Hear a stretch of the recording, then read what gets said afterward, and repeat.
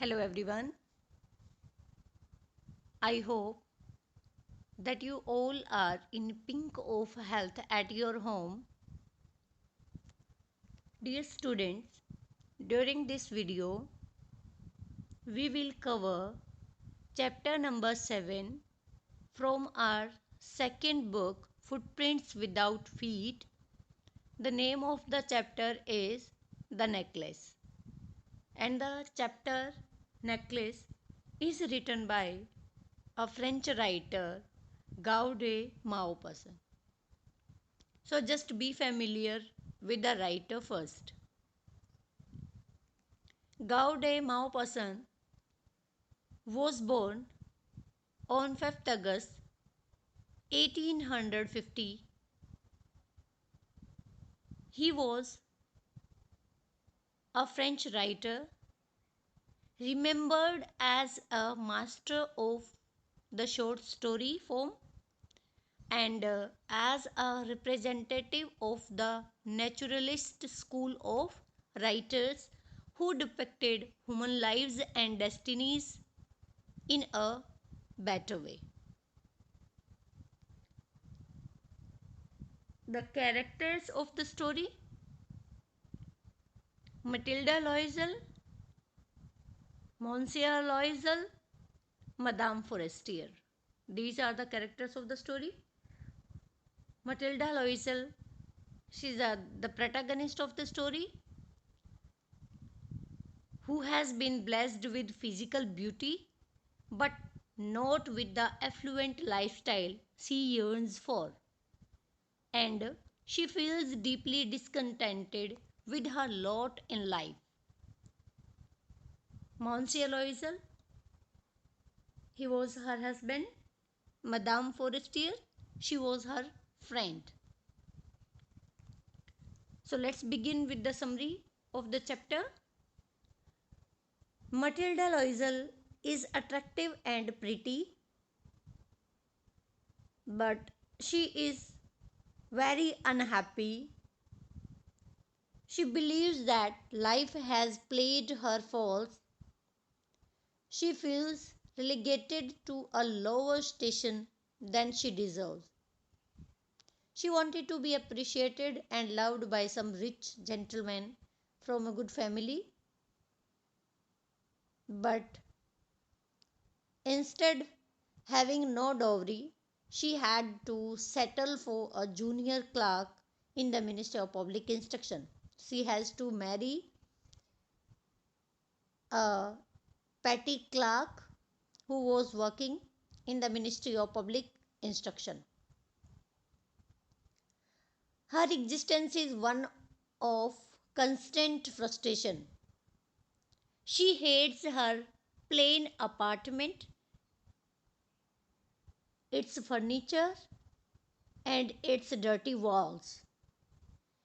Even the sight of her maid doing housework fills her with hopeless regrets and provokes flights of fancies about more opulent surroundings.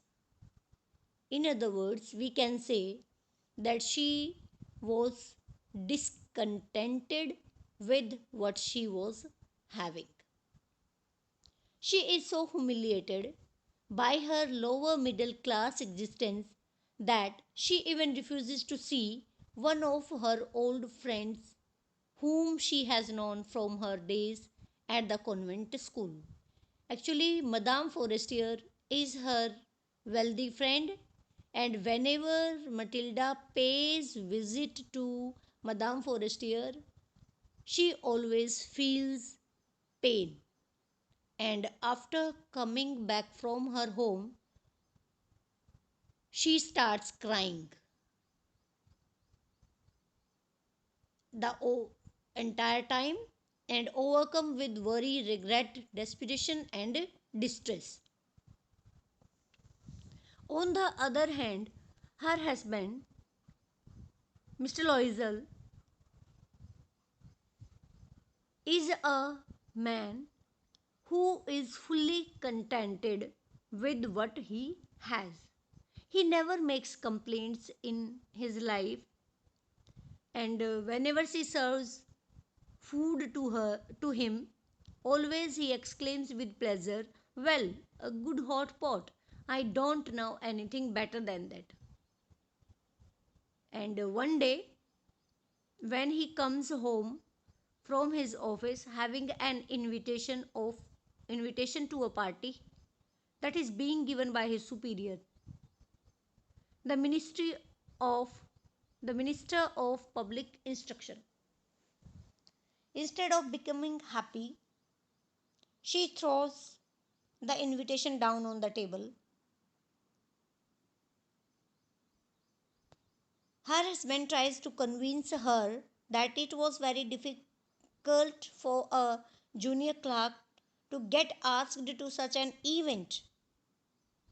You will see the whole world of officialdom there, he says, suggesting that she should wear that good looking dress once she wore to the theatre.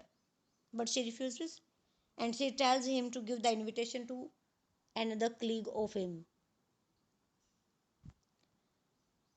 Her husband tries best to convince her or to handle with her. He asks her how much it would cost to get a proper dress. She starts thinking, and after brooding over the thing, she tells him that it will cost 400 francs. Her husband, Mr. Loisel, saves that amount to buy a gun so that he could join some friends who go Sunday lark shooting on the flatlands. He is not happy to forego his pleasure but agrees.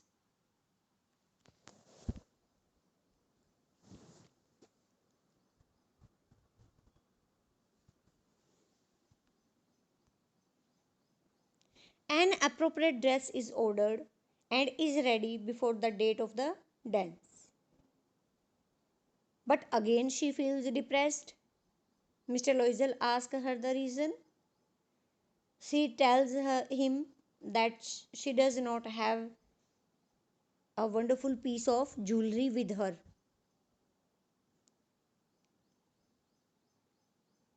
Then Mr. Loisel suggests her to go to her friend Madame Loisel to borrow some jewelry from her. She likes the idea of her husband, and then she goes to Madame Forestier, and then she tells the reason to Madame Forestier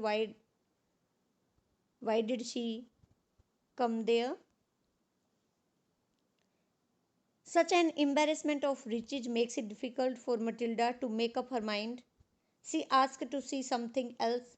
Suddenly, she discovers a black satin case that contains a magnificent necklace, a river of diamonds. And then she tells her friend Madame Forestier to lend her that beautiful necklace. And after collecting the necklace, she comes back home joyfully. At the minister's party, Matilda scores a success. She appears to be the prettiest woman in the room. All men's eyes are on her, and she feels very happy. Even the minister notices her. She dances throughout the night, leaving her husband in a small drawing room with three other husbands whose wives are also enjoying themselves. When the party breaks up at 4 o'clock, Matilde wants to get away as fast as possible because she does not want the other women who all wear furs to notice her plain cloth coat. She runs out to the street hoping to find a cab, But the search takes her down to the Shane where at last she and her husband find an old dilapidated brougham stationed along the embankment. The ride back to their dismal apartment is sad for Matilda, with her fresh memories of her triumph. Once home, as she is taking off her wraps, she discovers that the necklace is no longer around her neck. They search her clothes, nothing. Her husband goes out and retraces their path home. He returns several hours later, having found nothing. The next day, he goes to the police station and files a report. So, this way, Matilda Loisel borrows a necklace from her friend Madame Forestier. She wears it, enjoys the party at the maximum, but somehow she loses that necklace while she was coming back to home. Then her husband searched for it, but he did not find it anywhere, and at last he went to the police and filed a report. He then advertises in the lost and found in the newspaper, but still he did not get nothing. It gives them time to continue the search. They tell Madame Forestier that the clasp on the necklace is being repaired. After 5 days, however, when nothing shows up, they decide that the necklace is truly gone and they must have it replaced. Then they both go jeweler to jeweler to find the suitable match of that necklace. They finally find it one of the shops, and its cost was 36,000 francs. Matilda Loisel and her husband, they had 18,000 francs as inheritance, but the rest of the amount, 18,000 francs, they had to borrow from other people, and this way they arranged a necklace, and they returned it to Madame Forestier. But Madame Forestier does not bother to open the case when Matilda handed it over to Madame Forestier. Now, the life becomes full of misery for both the husband and the wife. They get rid of their maid, they move to a poorer apartment.